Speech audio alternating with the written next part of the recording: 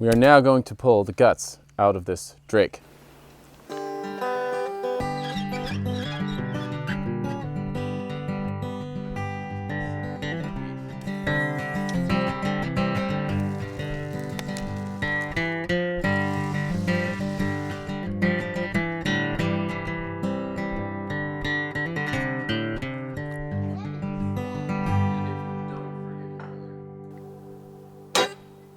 He's been scalded, he has been plucked.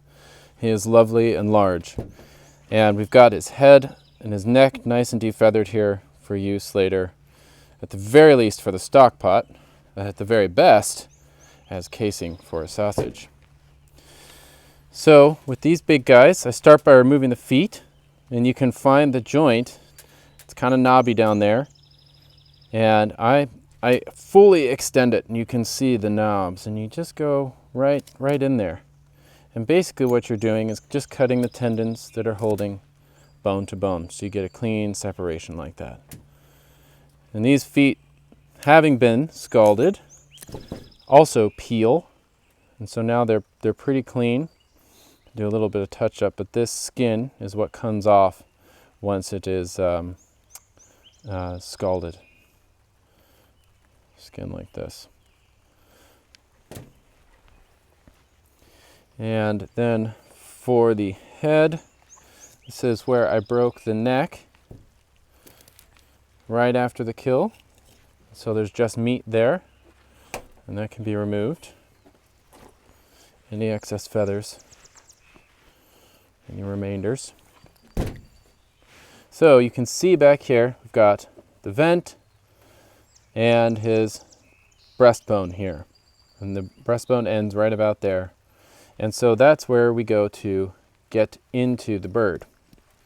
Now there's this cool thing about ducks, at least ducks that aren't Muscovies, and that is that they get very fat because they are migratory. So they load up fat in their body cavity for the long journey. And there's a little trick that you could do to eviscerate such a duck, and that would be to let it chill overnight before you eviscerate it. This guy is hot, and so I'm doing it now, but the advantage of doing the scalding and the plucking and then letting it chill in a walk-in is that all the fat, the oily fat, solidifies. And so you can actually harvest all of it. And if you have timed your harvest rightly, then the liver will be full of oily, unsaturated oils, and they'll be very fragile. And if we were to go in here and harvest a fragile liver today, when it's body temperature warmth in here, the liver would fall apart. But if you chill it, all the fat solidifies, the saturated fat, and it stays nice and structural. So that's one little trick to harvesting these guys, so as to maximize the fat yield. So we're starting to, after making that cut, I pull out the gizzard, which is his stomach, and then we've got intestines. And then I kind of, being a drake, I like to go for his fries or testicles, and they're right up there next to the spine, and you can pinch those off. There's his testicles. And now with the intestines and the gizzard out of the way, I put my hand in with my fingers kind of facing up, raking back and forth, and I'm breaking the connective tissue and the fascia that are holding on to the heart. And I grab the heart and then do a steady pull outwards. And in doing that, we'll get that big guy and the rest of the liver, which is in there somewhere. There it is. Wow, very dark, beautiful liver. Really dark color, very rich. And the liver I like to remove by bunching it all up in the claw of my hand like this and pulling it off of this little bile sac like that. And there's his liver.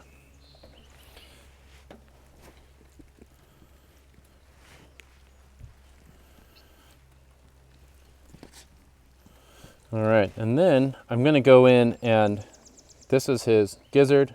It travels through his along his esophagus up into his crop and the esophagus in the neck. And I'm actually going to cut the esophagus just within the body cavity like that, because I will end up pulling the esophagus out of his neck. And we'll do that after we chop the head off, or the neck off, I should say. All right, so if we come to the back end, we're going to remove the vent and the tail end of his intestines. And that is just by going in with the knife just below the vent, right up against the tail. Look at that dark, beautiful meat.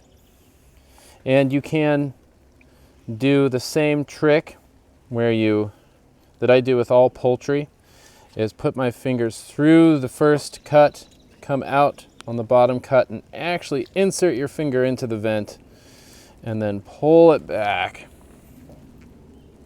And then I'm going to actually free my finger from the whole deal here, and in doing so, I will bring the vent with me. There we go. So there's the end of the GI tract. And then the stomach, or the gizzard, so-called, can be removed from the intestines. And then I cut down to it, just to where it starts to open in there. Look at that dark, this is just muscle tissue, dark red, very powerful muscle, solid, hard as a rock.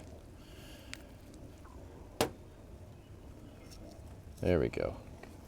Once we get in there, I can open it up. There's his rocks and his lunch.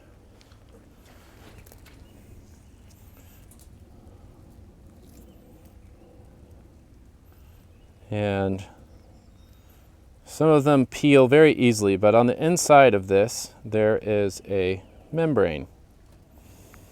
And it is the inner lining of the stomach. There we go. And if you can get it started, his is going to come off in a million pieces, it looks like here. You can peel this off.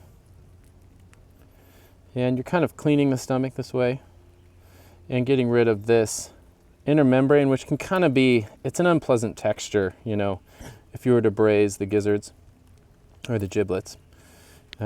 This gets kind of crumbly and bitter, and so it's nice to remove it. That is the gizzard. And I find that chicken gizzards are significantly easier to remove, but you know, it's also the age of the duck, I think. This is a pretty old guy. He's at least 4 years old. So he's been around for a while. Getting all tough and stringy, which is actually kind of the same thing as becoming flavorful. So you can see how that would work. You peel the gizzard.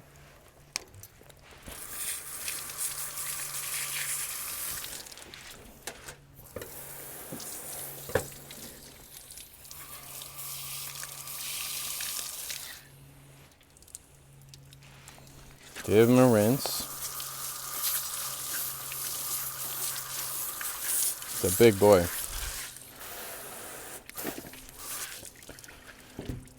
And all that remains for this guy is to rinse out the inside of his body cavity. And I like to do that until the water runs mostly clear.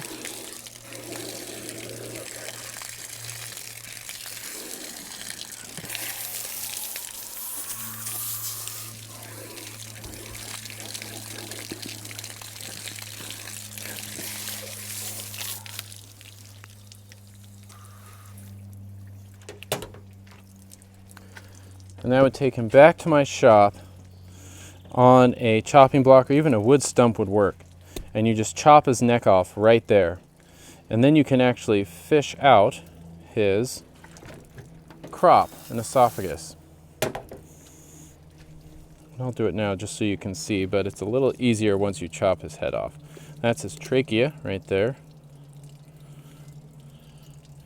And just next to it is this little guy. This is his esophagus. And the older they get, man, the tougher these membranes get, and the more strength it takes to free them from the spine. There we go. There's his esophagus. And I kind of reach all the way into his chest cavity with my finger. Break fascia. Wow, he's tough. And then you can see, now I'm pulling out there's his crop. This is the sac that has little pebbles in it. Little rocks. And then, man, on a younger bird, you can just slip this right out with minimal effort. But this guy, whew, it takes some tugging.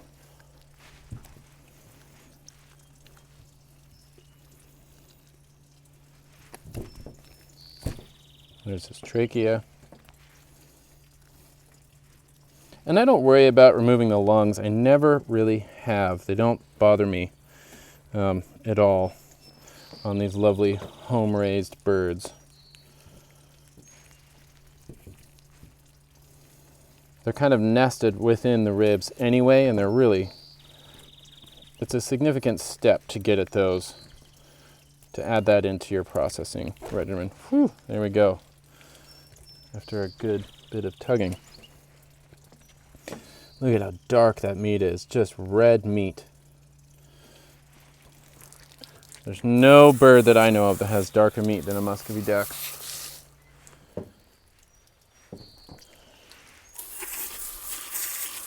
One final spray, I'll chop his head off in the shop, or his neck.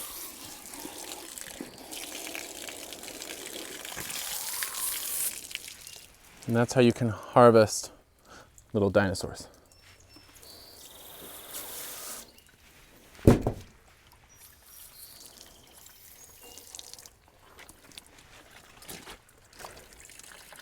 So on old drakes, it's no small thing just to remove the head. With a younger duck or chicken, I would just cut it off with my knife. But with these old guys, because I definitely want this neck and I want that skin intact, I got to bring them to my chopping block where I split my firewood. And you just take it off right there above the clavicle. Beauty. And now we've got that long sheath of skin and that wonderful neck to add to the stock pot from our old drake.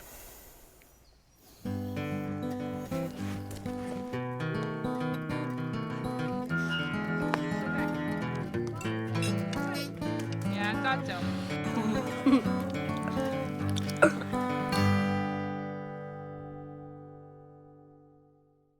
Hey, thanks for watching.